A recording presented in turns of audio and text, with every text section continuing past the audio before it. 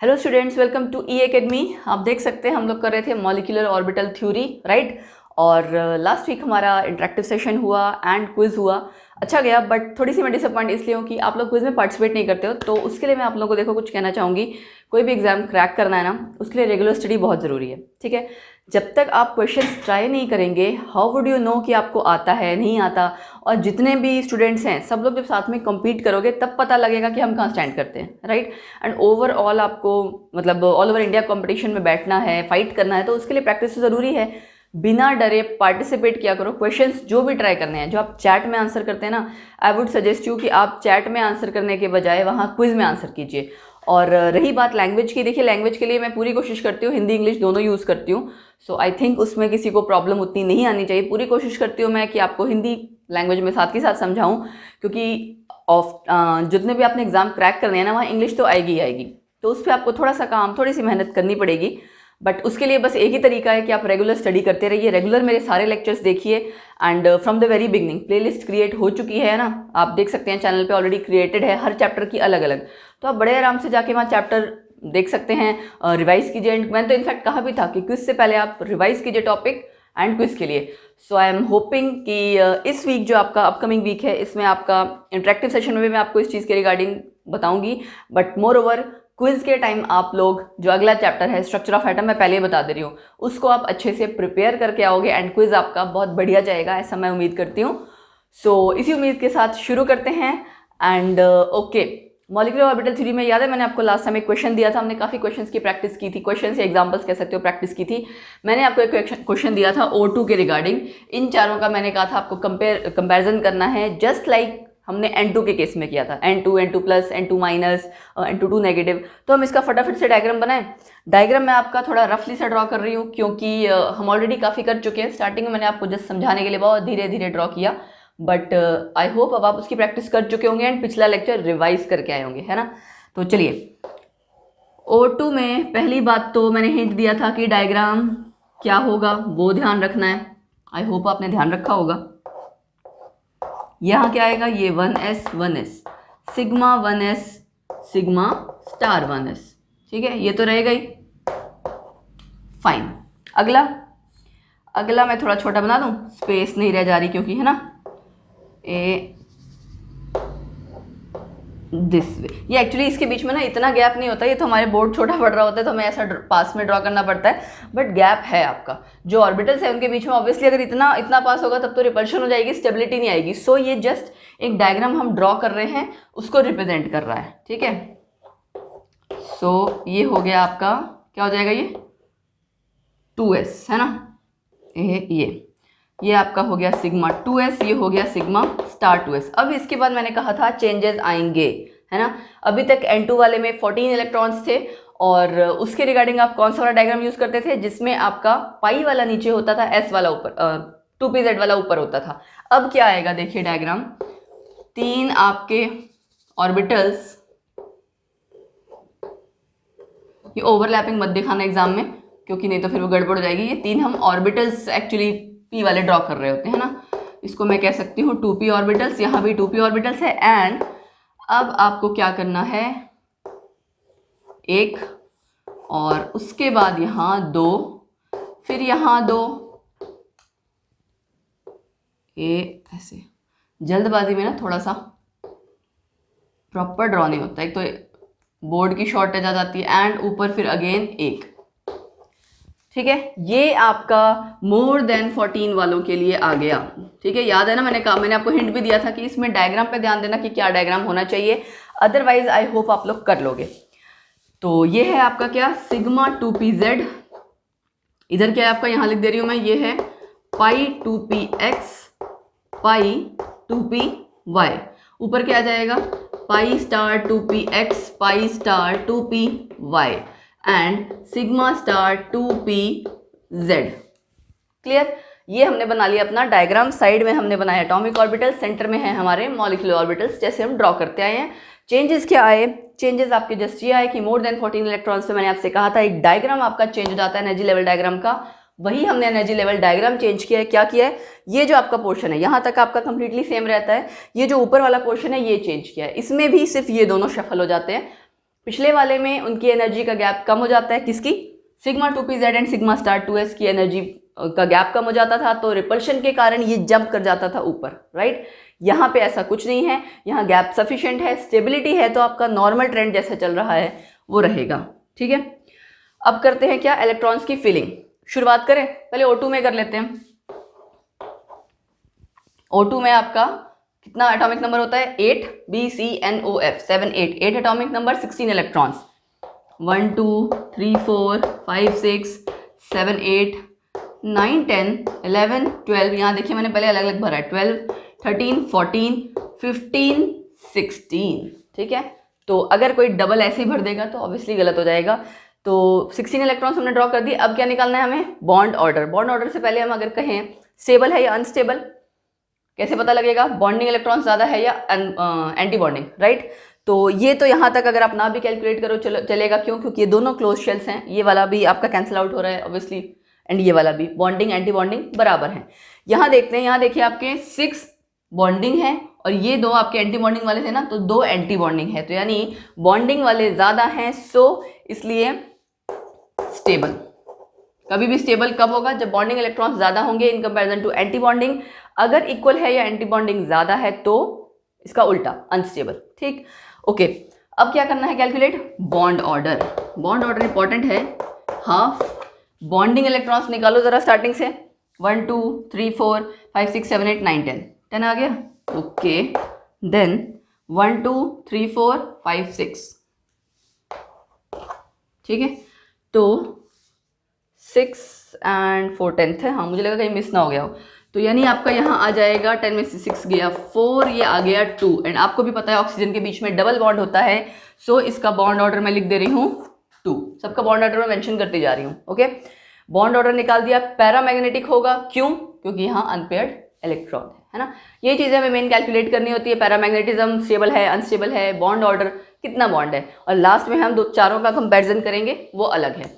अब क्या करते हैं, O2 प्लस, एक इलेक्ट्रॉन में कम कर दे रही हूँ, ऑब्वियसली ऊपर से जाएगा एक इलेक्ट्रॉन कम। क्या कम हुआ, बॉन्ड ऑर्डर अगर आप कैलकुलेट करोगे तो हाफ, कम क्या हुआ है, एंटी बॉन्डिंग इलेक्ट्रॉन, है ना। सो 10 - 5, ठीक है, 10 - 5 आएगा, तो 5/2 यानी कि 2.5 कर दूँ मैं, 2.5। यहाँ मैंने बॉन्ड ऑर्डर लिख दिया 2.5। बॉन्ड ऑर्डर बढ़ रहा है, मतलब आपका बॉन्ड स्ट्रॉन्ग हो रहा है, बॉन्ड लेंथ छोटी हो रही है, तो ये भी आपका स्टेबल होगा, क्योंकि ऑब्वियसली एंटी बॉन्डिंग इलेक्ट्रॉन्स कम है इन कंपैरिजन टू बॉन्डिंग, तो this is also stable.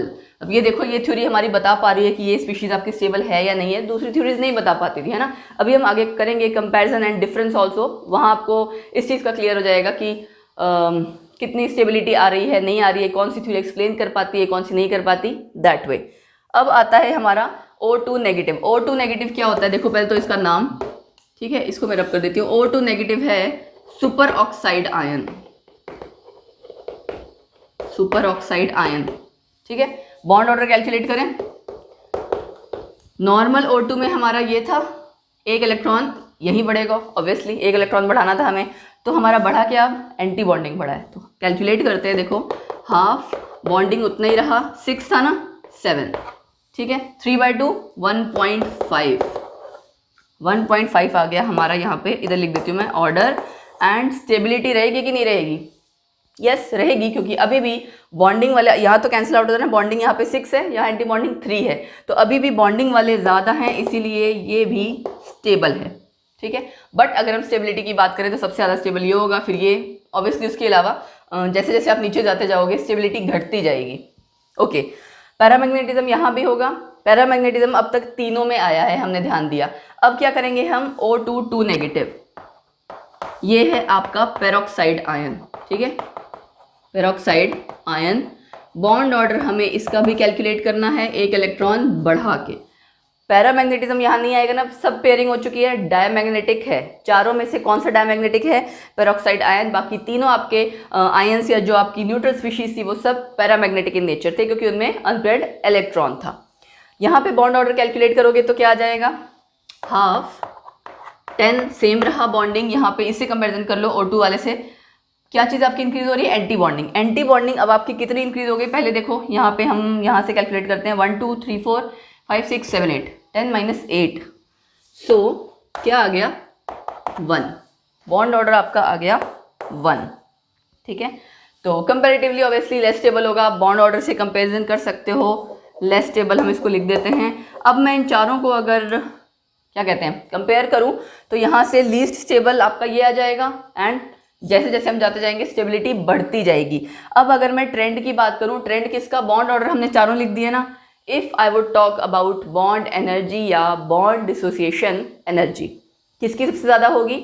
Obviously जहाँ पे बॉन्ड ऑर्डर सबसे ज़्यादा होगा, क्योंकि bond order directly proportional to bond dissociation energy. तो हमारा ट्रेंड आ जाएगा O2 plus, then O2, then O2 negative, then O2 2 negative, ठीक है। ये हो गया बॉन्ड डिसोसिएशन एनर्जी का ट्रेंड BDE।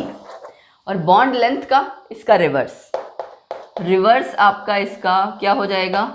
Bond length. तो एग्जाम में आपने ध्यान देना है दोनों में से क्या चीज़ पूछा है, उसके बेसिस पे ही आप क्या करते हो? कैलकुलेट, ठीक है। इसी तरह का हमने N2 वाले केस में किया था, इसी तरह का हमने O2 वाले के केस में कर लिया। सो हमने मॉलिक्यूलर ऑर्बिटल थ्योरी में बहुत सारे एग्जांपल्स किए, ये भी देखा कि BE2 एग्जिस्ट नहीं कर रहा, क्यों नहीं कर रहा, HE2 एग्जिस्ट नहीं कर रहा, इस तरह के हमने एग्जांपल्स किए। जो नहीं एग्जिस्ट कर रहे वो भी इससे प्रूव करके दिखाए हैं। सो आई होप आपको मॉलिक्यूलर ऑर्बिटल थ्योरी समझ आ गई होगी। अब लास्ट में हम क्या करेंगे? इसका कंपैरिजन वैलेंस बॉन्ड थ्योरी के साथ, difference and similarities both. So comparison अगर आप दोनों थ्योरी में करें, valence bond theory and molecular orbital theory, काफ़ी सारी सिमिलैरिटीज़ भी हैं एंड डिफरेंस भी है। सिमिलैरिटीज़ पहले करते हैं। सिमिलैरिटीज़ में अगर आप देखो, दोनों में बॉन्ड कब बन रहा है? ओवरलैपिंग से हम कह सकते हैं ना। फर्स्ट पॉइंट में बॉन्ड मेकिंग, ये मैं शॉर्ट में लिख रही हूँ, bond making by overlap of atomic orbitals, ठीक है। कुछ तो ओवरलैप एटलीस्ट हो ही रहा है ना। देखो VBT में तो आपका तो कंप्लीटली ओवरलैपिंग था, MOT में पूरा नया क्रिएट हो रहा है, बट हम ये कंसिडर कर सकते हैं कि थोड़ा ओवरलैपिंग है एटॉमिक ऑर्बिटल्स। दूसरा पॉइंट, जिसमें भी ओवरलैपिंग होती है वहाँ क्या क्राइटेरिया होता है? Same energy same symmetry. तो दोनों में ही आपका ये क्राइटेरिया था, सेम एनर्जी सेम सिमेट्री। ये मैं शॉर्ट में लिख रही हूँ, आप देख सकते हैं। Same symmetry should be there for atomic orbitals, है ना, should be there for atomic orbitals to overlap. Okay, चलो 2 पॉइंट हो गए। और सोचो क्या होगा? दोनों के केस में हम क्या कहते हैं? इलेक्ट्रॉन्स की होने की टेंडेंसी या प्रोबेबिलिटी सबसे ज़्यादा दोनों न्यूक्लियस के बीच में है। तो दोनों का ये कॉमन पॉइंट ही हो गया, probability of finding the electron, या फिर हम कह दें electron density more in between the nuclei, मोर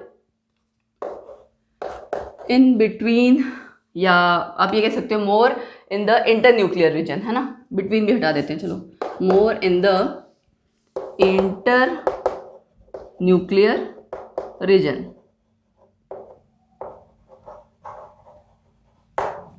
और अगर हम कंपैरिजन करें तो दोनों डायरेक्शनल इन नेचर है, मतलब दोनों से हमें शेप और ये पता लग रहा है ना, तो हम both the theories are directional in nature, हमें यहाँ से ये पता लग जा रहा है। और दूसरी बात ये है कि यस, हमने दोनों थ्योरीज को बहुत डिटेल में पढ़ा, काफ़ी कुछ इससे निकल के आ रहा है, लेकिन हम ये नहीं कह सकते कि एग्जैक्ट डिटो यही चीज़ है ना। तो हम क्या बोलेंगे कि दोनों थ्योरीज हमारी कैसी हैं? अप्रॉक्सीमेट। कुछ कुछ चीज़ें तो अप्रॉक्सीमेट हमें ली ही होती हैं, अप्रॉक्सीमेट थ्योरीज। क्लियर भाई? अभी हम बात कर रहे हैं ना प्रोबेबिलिटी की, तो प्रोबेबिलिटी तो सब जगह है, ज़रूरी नहीं है कि बिल्कुल ऐसा ही हुआ हो, है ना। और हाँ, एक चीज़ और, HE2 Ne2 इस तरह के मॉलिक्यूल एग्जिस्ट नहीं करते, ये दोनों थ्योरीज ने बता दिया था, ठीक है। डिफरेंस में इसका कॉन्ट्राडिक्टरी एक पॉइंट आएगा, बट हाँ, HE2 Ne2 नॉन एग्जिस्टेंस, ये दोनों थ्योरीज से पता लग गया था, non existence by both the theories. ये देखो मैंने कितना शॉर्ट में लिख दिया, non existence by both the theories. ये इसलिए लिखा कि आपको शॉर्ट में जस्ट पॉइंट्स पता होने चाहिए, कोई नहीं पूछेगा ऐसे कि इसका इस तरह का पॉइंट लिखो, है ना। कंपैरिजन आपको इसलिए आना चाहिए क्योंकि अगर सपोज कीजिए आपका क्वेश्चन आया है, 4 इसमें ऑप्शंस दिए हुए हैं, तो आप उसमें ऑप्शंस पर्टिकुलरली पिक कर सकें कि करेक्ट कौन सा होना चाहिए जो दोनों में क्लैश आ रहा हो, या जैसा भी आपका क्वेश्चन होगा उसके अकॉर्डिंग। तो हमने सिमिलैरिटी कर ली, अब हम क्या करेंगे, डिफरेंस। डिफरेंस के लिए मैं इसको रब कर देती हूँ साथ के साथ, तो हमारा ठीक है। आई होप किसी को नोट डाउन नहीं करना होगा, नोट डाउन करना है तो वीडियो है पॉज करके कर सकते हो भाई, ऐसी कोई टेंशन की बात नहीं है। डिफरेंस में भी हमारे ऐसे ही 4-5 पॉइंट्स हैं, ठीक है ना। चलो देखते हैं, एंड आई होप डिफरेंस आपको ऑलरेडी आता ही होगा। मैं वही सेम पॉइंट्स अगेन डिस्कस करने वाली हूँ। जस्ट एक साइड वीबीटी, एक साइड एमओटी। पहला पॉइंट मैंने कहा था ना, फर्स्ट पॉइंट हमारा क्या था, ओवरलैपिंग का। तो यहाँ तो ओवरलैपिंग है, मतलब आइडेंटिटी लूज नहीं हो रही है, बट यहाँ आइडेंटिटी लूज हो जा रही है किसकी, एटॉमिक ऑर्बिटल्स की। तो हमारा पहला पॉइंट यही हो जाएगा, atomic orbitals only overlap, don't lose their identity, ठीक है, डोंट लूज देयर आइडेंटिटी। और इधर क्या आ जाएगा, आइडेंटिटी लॉस्ट। ऑब्वियसली एक नए आपके identity lost, new molecular orbitals are formed, है ना। होता भी यही है कि पूरे कंप्लीटली नए मॉलिक्यूलर ऑर्बिटल्स क्रिएट हो जा रहे हैं। जो कंबाइन कर रहे थे उनकी तो एग्जिस्टेंस कहीं थी नहीं, आपने देखा डायग्राम में सेंटर में आपके मॉलिक्यूलर ऑर्बिटल्स थे, उनकी सबकी अपनी अपनी शेप है। शेप हमारे सिलेबस में नहीं है, but they are exactly different shape. थोड़ा बहुत जो हमने आइडिया किया था ना, इलेक्ट्रॉन डेंसिटी जब हमने की थी, अलग अलग शेप्स, कहाँ नोडल प्लेन आ रहे हैं, तो वही आपकी शेप आप कह सकते हो कि थोड़ा सा अंदाज़ा आपको। डिटेल में हमने शेप नहीं पढ़ी क्योंकि हमारे सिलेबस में नहीं था। अच्छा, और आपका पॉइंट जो डिफरेंस क्रिएट हो रहा है वो क्या होगा, H2+। इसका आपका ये मतलब हम ये कह सकते हैं fails to explain its non existence, है ना। 2 पॉइंट्स थे ना जो हमने अभी अभी कंपैरिजन में सिमिलैरिटी में किए, तो डिफरेंस में भी कुछ आएंगे ना। यहाँ इट कैन एक्सप्लेन, मैंने इसलिए टिक कर दिया है। Fails to explain non existence, वहां पे उसने एक्सप्लेन कर दिया। अब रेजोनेंस का यहाँ रोल है, रेजोनेंस प्लेज अ रोल, लेकिन एमओटी में रेजोनेंस का कोई रोल नहीं है, राइट। तो हम क्या कह देंगे, नो रोल ऑफ रेजोनेंस, ठीक। और आपका क्या पॉइंट आएगा, और अगर हम देखें O2 का, देखो यहाँ पे जो हमने पिछला किया था सिमिलैरिटीज, वहाँ पे हमने बात की थी इस चीज़ की कि एग्जिस्टेंस नॉन एग्जिस्टेंस ऑलमोस्ट काफ़ी हद तक सिमिलर है, लेकिन O2 का पैरामैग्नेटिज्म पहले वाले में एक्सप्लेन नहीं हुआ था अब तक। तो हम ये कह सकते हैं पैरामैग्नेटिज्म ऑफ O2, इसके रिगार्डिंग पूछा भी जाता है बहुत बार। Paramagnetism of O2 not explained. और MOT में आपने अभी देखा, एक्सप्लेन किया हमने, पैरामैग्नेटिज्म किया था ना जब हमने अभी डायग्राम्स ड्रॉ किए थे। सब लोग सारी स्पीशीज आपकी पैरामैग्नेटिक थी except peroxide ion O2 2 negative, right. अच्छा, ये आपकी थोड़ी इजी टू अप्लाई है, इसको आप डिफरेंस में रखना चाहते हो या नहीं रख भी सकते हो, नहीं भी रख सकते। Easy to apply this theory, and ये थोड़ी है कॉम्प्लेक्स, या आप कह सकते हो डिफिकल्ट टू अप्लाई, है ना। थोड़ा सा यहाँ वेव फंक्शन की बात आ गई, इंटरफेरेंसेज और कई सारी चीज़ें, कंस्ट्रक्टिव डिस्ट्रक्टिव, राइट। तो ये हमारा कंप्लीट हुआ valence bond theory, MOT।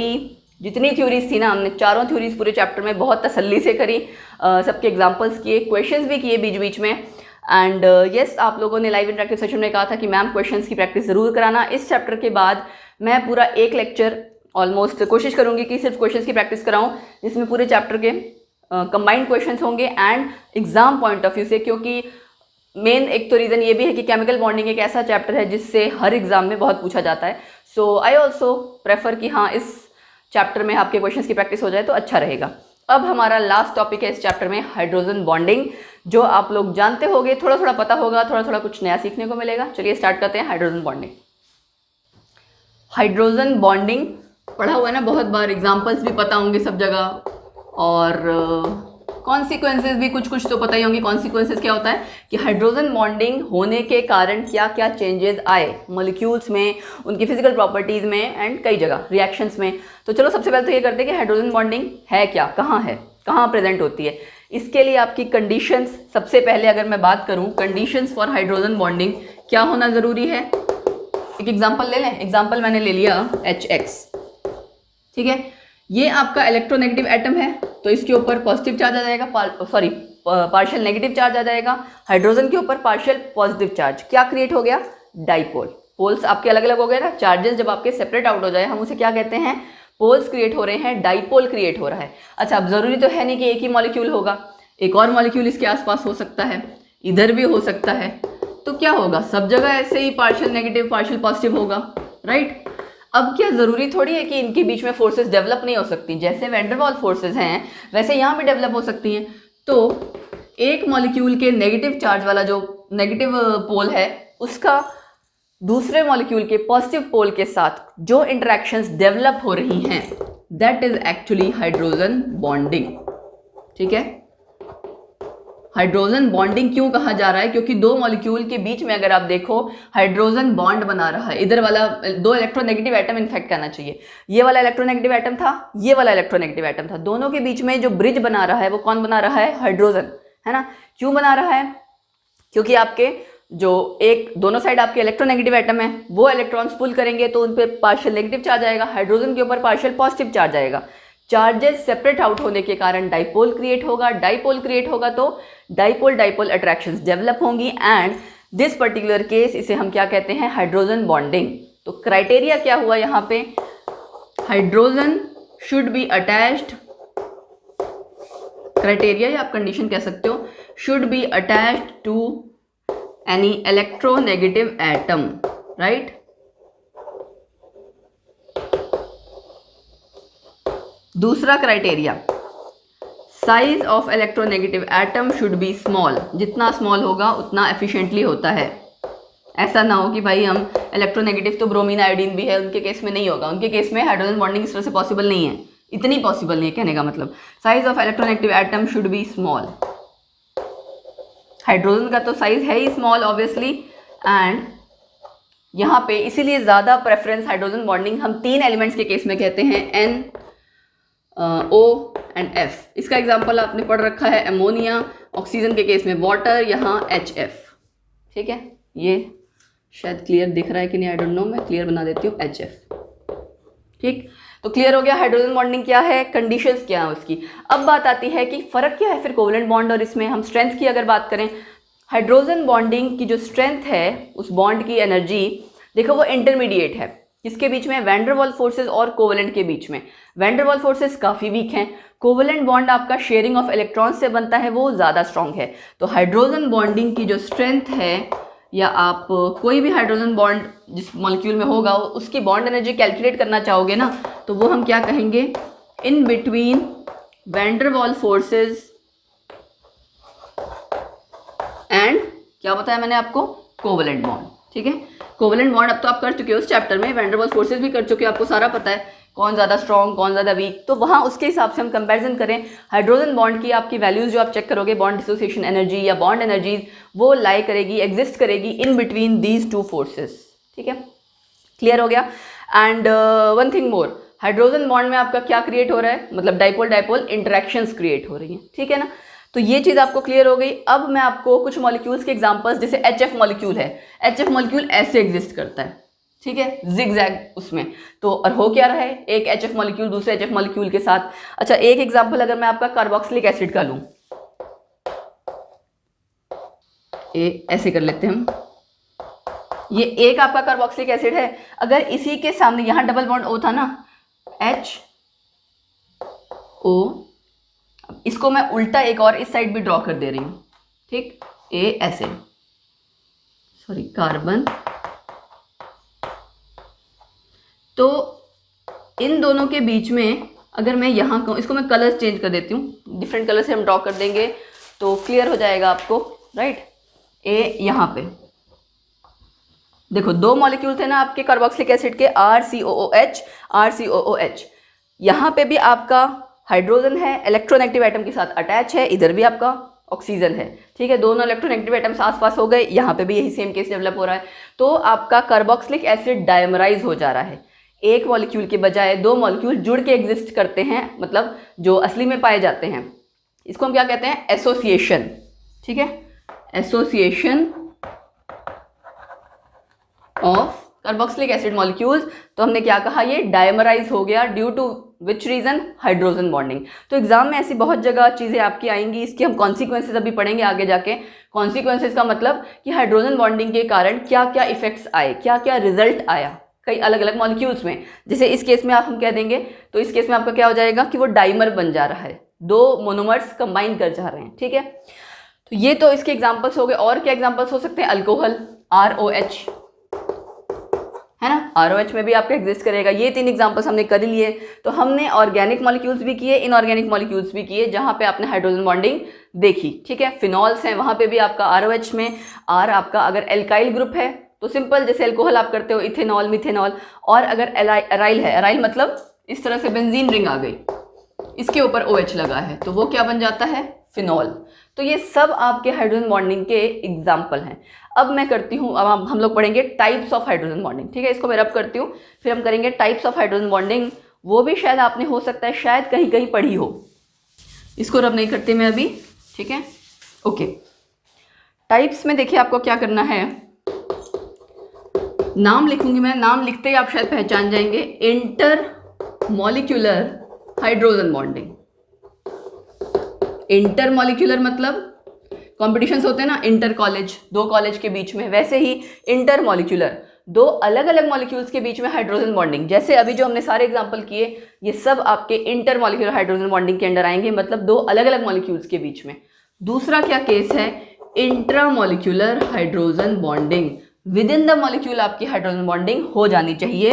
Example मैं ड्रॉ करूं एक, N,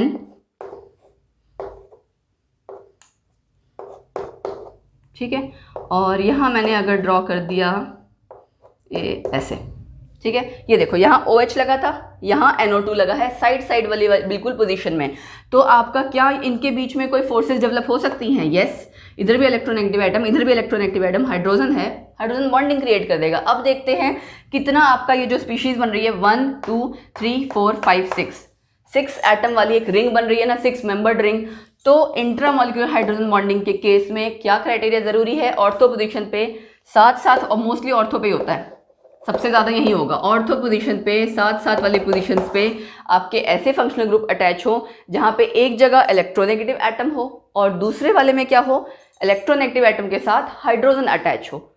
तो जो इंटर मॉलिक्यूलर में होता था, मतलब कि दो साइड आपके अलग अलग इलेक्ट्रोनेगेटिव एटम है, बीच में हाइड्रोजन है, वो ब्रिज बना दे रहा है, वही सेम ब्रिज आपका एक मॉलिक्यूल के अंदर ही बन जाएगा। विद इन द मॉलिक्यूल बन रहा है, इसलिए इंट्रा मॉलिक्यूलर, दो अलग अलग मॉलिक्यूल्स में हो, जैसे ये HF, ठीक है। तो यहाँ पे क्या आ जाएगा? वो है आपका इंटर मॉलिक्यूलर, ठीक है। कंडीशन आपकी क्या है? बस कि साथ साथ वाली पोजीशन पे होना चाहिए, इलेक्ट्रोनेगेटिव एटम के साथ अटैच होना चाहिए hydrogen, otherwise hydrogen bonding intra molecular वाली नहीं होगी। अब इसमें फर्क क्या आएगा? देखो, इसकी प्रॉपर्टीज चेंज हो जाएंगी ना। क्यों? विद इन द मॉलिक्यूल इसने अगर बॉन्डिंग कर दी है तो सॉल्युबिलिटी क्या हो जाएगी? मेल्टिंग पॉइंट, बॉइलिंग पॉइंट क्या हो जाएगा? सब रिड्यूस हो जाएगा, है ना। नॉर्मली आपका जब हम कहते हैं हाइड्रोजन बॉन्डिंग हुई, हम क्या कहते हैं? Melting point, boiling point increase हो रहा है। इंट्रा वाले में क्या होता है? डिक्रीज। तो मैक्सिमम केस में, ये हम थोड़ा और डिटेल में करेंगे जब हम प्रॉपर्टीज डिस्कस करेंगे, मैक्सिमम केस में इंट्रा वाले के केस में आपका वो सारी प्रॉपर्टीज आती हैं जो, सारी प्रॉपर्टीज का कहना चाहिए अपोजिट आता है जो इंटर मॉलिक्यूलर में आता है। इंटर, जैसे सपोज करो मैं कह रही हूँ दो HF मॉलिक्यूल्स के बीच में, दो वाटर मॉलिक्यूल्स के बीच में, वाटर मॉलिक्यूल्स एसोसिएट कर जाएंगे तो हम क्या कहते हैं? मेल्टिंग पॉइंट, बॉइलिंग पॉइंट बढ़ गया, है ना, सॉल्युबिलिटी बढ़ गई जी। यहाँ पे सब उल्टा हो जाएगा, मेल्टिंग पॉइंट, बॉइलिंग पॉइंट घट गया, सॉल्युबिलिटी घट गई, ठीक। तो इस तरह से आपका इंट्रा एंड इंटर एक दूसरे के बिल्कुल रिवर्स हैं, ठीक है। आई होप आपको क्लियर हो गया होगा। Intra molecular hydrogen bonding, with in the molecule bonding हो रही है, और ये दो अलग अलग मॉलिक्यूल्स में हो रही है, ठीक है।